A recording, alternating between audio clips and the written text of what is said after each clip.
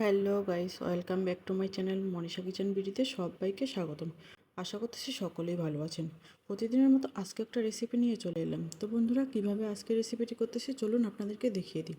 তো আজকে করব ডাটা দিয়ে ছোট মাছের চচ্চড়ি। এই জন্য এখানে ছোট মাছ নিয়েছি, রসুন কোয়া আর পেঁয়াজ কুচি নিয়ে নিয়েছি। বন্ধুরা, এই রেসিপিটি খেতে খুবই ভালো লাগে, আপনারা অবশ্যই বাসায় ট্রাই করে দেখতে পারেন। তো পেঁয়াজ আর রসুনটা দেওয়ার পর আমি ডাটাগুলো দিয়ে দিচ্ছি। ডাটাগুলো মাঝখান থেকে ছিঁড়ে এরকম ফালি ফালি করে নিয়েছি। আপনারা চাইলে আপনাদের পছন্দ মতো নিতে পারেন। আর এটা ছিল একেবারে কচি ডাটা। অবশ্যই কিন্তু কচি ডাটাটাই দিতে হবে, শক্ত ডাটাটা দিতে যাবেন না, এতে কিন্তু রান্নাটা একদম ভালো হবে না। তো এবারে দিয়ে দিলাম পরিমাণ মতো লবণ, দিয়ে দিলাম লঙ্কা গুঁড়ো। আপনারা চাইলে এই রেসিপিটিতে কাঁচামরিচও দিতে পারেন।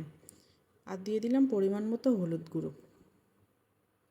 কাঁচামরিচ দিয়ে করলেই বেস্ট লাগে, যেহেতু আমি একটু কালারের জন্য তাই এখানে গুঁড়ো মরিচটাই দিলাম। আর দিয়ে দিলাম পরিমাণ মতো তেল, আর একটু পাঁচফোড়ন দিয়ে দিলাম, এতে কিন্তু একটা আলাদা ফ্লেভার নিয়ে আসবে। বন্ধুরা, রেসিপিটি যদি ভালো লেগে থাকে একটা লাইক করবেন, একটা কমেন্ট করবেন। আর আপনারা যদি নতুন আমার চ্যানেলটিতে ভিজিট করতেছেন, প্লিজ আমার চ্যানেলটিকে সাবস্ক্রাইব করে পাশেই থাকবেন এবং পাশে থাকা বেল আইকনটি প্রেস করে দিবেন। এতে কিন্তু আমার ভিডিও ছাড়া মাত্র আপনাদের কাছে নোটিফিকেশন চলে যাবে। তো সব উপকরণগুলো ভালোভাবে মেখে নিলাম।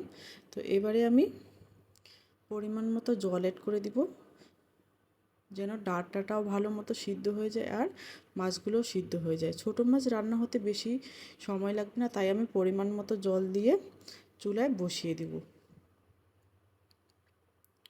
তো চুলায় বসিয়ে এখন চুলাটা জাল দিয়ে নিব।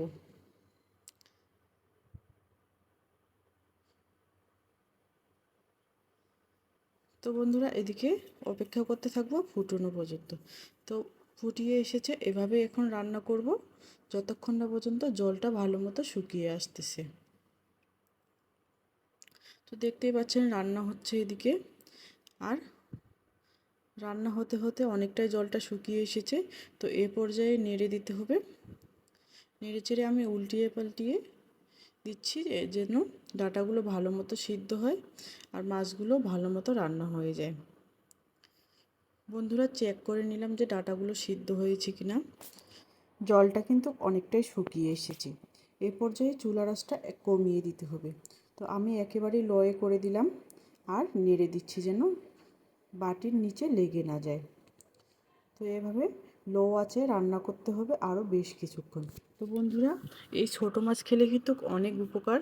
ছোটো মাছ খেলে চোখের জ্যোতি বাড়ে। তো আপনারা অবশ্যই বড় মাছের সাথে এই ছোটো মাছটাও খেতে পারেন। তো এইভাবে রান্না করে দেখতে পারেন, বাড়ির সবাই আপনার প্রশংসা করবে। তো আমি নেড়ে চেড়ে দেখে নিচ্ছি যে জলটা এখনও শুকিয়ে গেছে কি না। তো জলটা এখন পর্যন্ত শুকোয়নি, তো আমি আরও কিছুক্ষণ রান্না করব। বন্ধুরা, চুলার আঁচটা লয়ে রেখেই করতে হবে। আপনারা যদি মাটির চুলায় রান্না করেন তবে কিন্তু চুলার আঁচটা একেবারেই কমিয়ে দিবেন, এতে সুন্দরভাবে ছোটো মাছ রান্না হয়। তো আমি কিছুক্ষণ পর পর নেড়ে দিচ্ছি, যেহেতু জলটা কমিয়ে এসেছে। তো বন্ধুরা, রেসিপিটি ভালো লেগে থাকলে একটা লাইক করবে আর একটা কমেন্ট করবে। আর আপনারা যারা আমার চ্যানেলটিকে এখনও সাবস্ক্রাইব করেননি, প্লিজ একটা সাবস্ক্রাইব করে দিবেন। আপনার একটা সাবস্ক্রাইবে আমাকে অনেক দূর এগিয়ে নিয়ে যেতে সাহায্য করবে আর ভিডিও বানাতে অনুপ্রেরণা জাগাবে। তো দেখতেই পাচ্ছেন কতটা কালারটা সুন্দর এসেছে মাছের, এই ছোটো মাছের রেসিপি। এবারে আমি চুলাটা অফ করে দিলাম। অফ করে দিয়ে ভালোভাবে নেড়ে চেড়ে দিচ্ছি। আর চুলার মধ্যে এভাবেই এখন বসিয়ে রাখবো আরও 2 থেকে 3 মিনিটের মতো। এইভাবে চুলার মধ্যে বসিয়ে রাখলে চুলার তাপে ঝোলটা অনেকটা কমে আসবে। তো 2 মিনিট পর আমি তুলে নিলাম। তো দেখতেই পাচ্ছেন কতটা সুন্দর হয়েছে। এই রেসিপিটি থাকলে আর অন্য কোনো রেসিপির প্রয়োজন হয় না। তো আপনাদেরকে দেখিয়ে দিই আজকে আমি কি রান্না করছি। তো আজকে এই রান্নাটি করলাম ছোটো মাছের, আজকে শুধু ছোটো মাছের রান্নাই করেছি। আর এখানে করেছি নদীর মাছ দিয়ে কোলার মোচা। এই রেসিপিটিও খেতে খুব সুন্দর হয়েছিল।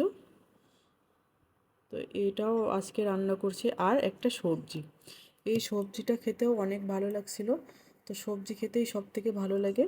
তো এদিকে দুপুরবেলা খেতেও বসে পড়েছি। তো এবারে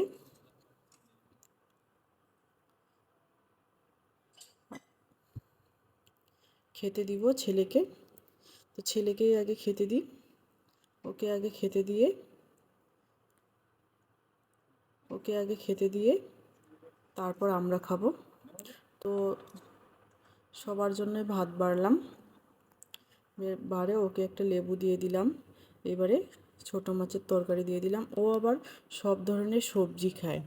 আমার ছেলের একটাই ভালো যে ও সব রকমের সবজি খায়, ছোটো মাছ বড় মাছ সব কিছুই খেতে পারে, ওর কোনো সমস্যা নেই।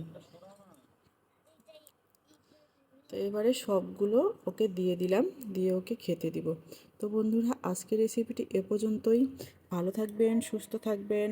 Thank you for watching my video.